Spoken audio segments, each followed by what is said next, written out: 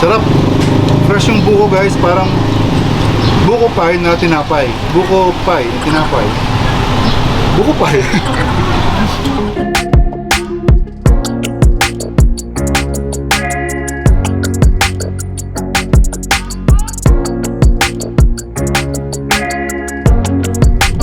Yan mga katinapay, napaka magandang hapon na naman dito. I mean after lunch dito sa San Mateo, Sinamar Norte, San Mateo, Isabela.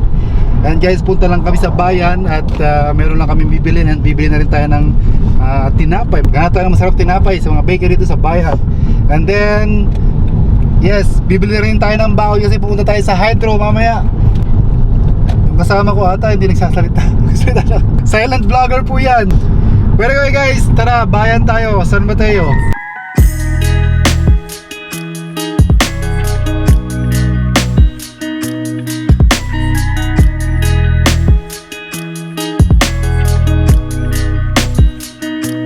Guys, naghahanap kami ng bakery dito. Yan, may nakamaliit na bakery dito. Ayan guys, may bakery dito. Budong's Bakery. Dito po yun, mukhang walang tao guys. Ito yung kanilang bakery yes, I think branch lang ito. So guys, tikman natin ang kanilang tinapay dito mga katinapay. Kasi meron silang cheese roll, pandikoko, and meron silang, anong tawag ito mami? Kopya. And then may mga bun sila, tikman natin. And saka meron din silang putok. Titikman natin guys. Ano yung masarap? Pulburon? Bukuron. Ano yung bukuron? Ito. Ayan, masarap yan. Magkano isa? 5 pesos guys. Ito mga katinapay. Ito 5 pesos daw isa. Ang tawag na rin bukuron. Ayan, titikman natin siya. Patigim ng isa, at saka ng isang cheese roll, at saka isang putok. Titikman muna namin, then we will buy po muna. So guys, tikman natin. Ano pangalan ng bakery mo? Budong Bakery. Branch lang to, ano? Ayan, tikman muna natin guys. Tikman natin. Una natin tikman guys, mga katinapay, ay ang kanilang cheese roll. Cheese roll ang tawag dito, di ba?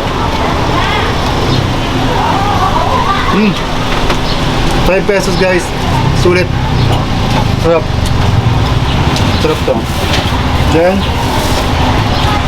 yung kanilang specialty ang bukuron, yung tawagan. Bakit bukuron? Okay, siya tinawag na bukuron, may buko sa loob, and then Parang turon. parang turon, bukuron.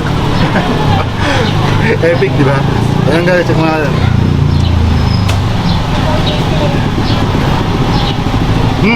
Sarap. Fresh yung buko guys, parang buko pie na tinapay. Buko pie na tinapay. Buko pie. Pero ang sarap. Muna natin yung kanilang traditional na putok guys. Kaya sa bake shop namin kasi medyo iba yung mga tinapay, kaya mga ganitong traditional na tinapay hindi namin nagagawa. Tingnan natin yung mga katinapay ha. Sarap din. By the way, lahat masarap. Kaya bibili natin yung tatlong klase. Ibili natin to lahat guys para pambao natin sa Hydro. Yung Hydro yung tinatawag nilang Magat Dam. Yun mga tinapay, dito pa rin tayo sa San Mateo, Isabela, sa bayan nila. And then ang dami nating nabiling tinapay guys, mukhang sasarap. Tatlo yung tinikman ko, yung putok, yung cheese roll, and yung bukuron. Pero guys, nagkataon na freshly baked, kaya masasarap. So ito yung shop nila guys. Kaya pag nagawi kayo dito sa San Mateo, Isabela, ito yung bakery nila. Ang pangalan na ay Pare Budong's Bakery. Yan guys, puntahan nyo yan, Pare Budong's Bakery. Masasarap ang mga tinapay. Actually branch lang nila to, hindi ito yung main nila. Kaya maliit lang, pero sulit. Tara guys, punta tayo sa Hydro or sa Magat Dam. Yung mga katinapay, hindi po kami natuloy kahapon sa Magat Dam, sa Hydro. So yun. And ngayong umaga, napakaganda ng araw anyway. So yes, nandito pa rin tayo sa San Mateo, Isabela. And so pupunta kami doon sa Magat Dam, sa Hydro ko tawagin nila dito, which is sa panibagong bayan yun, sa bayan ng Ramon yun located. So pero nabalitaan ko na I don't know kung papayagan daw pumasok yung mga namamasyal doon sa Magat Dam sa taas. So papayagan umakyat. Pero kung hindi man, is meron daw doon magandang pasyalan malapit lang. So watch out for this video guys. Tingnan natin kung ano yung magandang pasyalan doon sa may bundok malapit sa Magat Dam. So guys, tara, biyahe na tayo.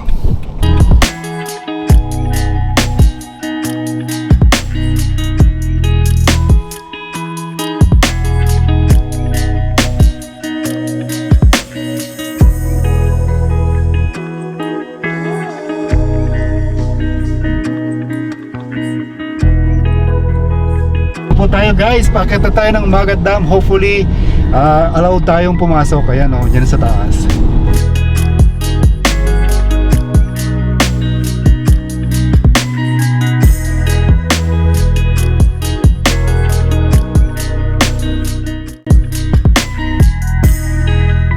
So guys, unfortunately po ay hindi pa pwedeng pumasok ang mga turista dito sa loob ng Magat Dam. And by the way guys, kita pa rin naman dito sa labas, which is kung nakikita niyo sa likod, ayun yung Magat Dam talaga.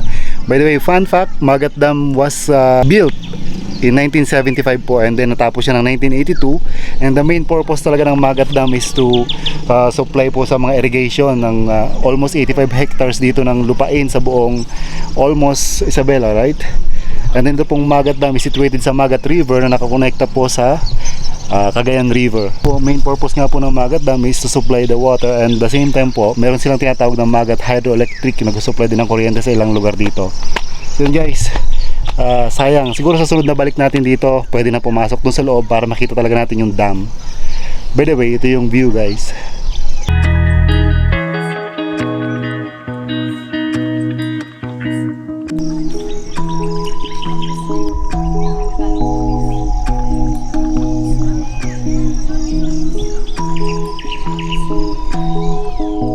So ito po guys yung Magat Dam behind me, and kapag may chance na tayo pumunta, maybe next time pagbalik natin, pwede tayong pumasok doon. Doon talaga makikita natin yung buong dam, and nandun yung sinasabi kong kalsada na pwedeng pasyalan ng mga tao, na pwedeng ipasok ang sasakyan. But for now, dito lang tayo sa gilid. Bawal pang pumasok for public. And yun, ang dam. Kung nakita niya sa likod ko, Magat Dam guys. One of the biggest dam in the Philippines.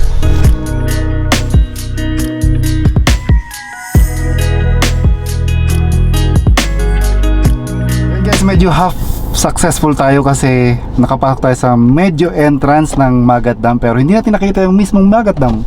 But anyway, ang ganda ng view dito, napakaganda ng overlooking. Kung nakita niyo kanina yung mountains, ang ganda, ang sarap, refreshing guys, refreshing. Pero ngayon, pababa na kami and may pupuntahan pa tayong magandang place.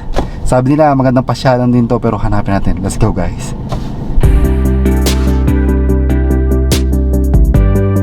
Guys, spontaneous vlog po tayo ngayon kasi tinanong ko po doon sa tao doon or sa mama doon kung saan yung 1,000 steps dito malapit sa Magat Dam. Kaya tinuro lang po kami unang kanto, something like that. So pumasok po kami dito sa kantong ito, pero parang wala namang bahay, walang mga tao. So anyway, ituloy po natin kung saan yun, hanapin natin guys.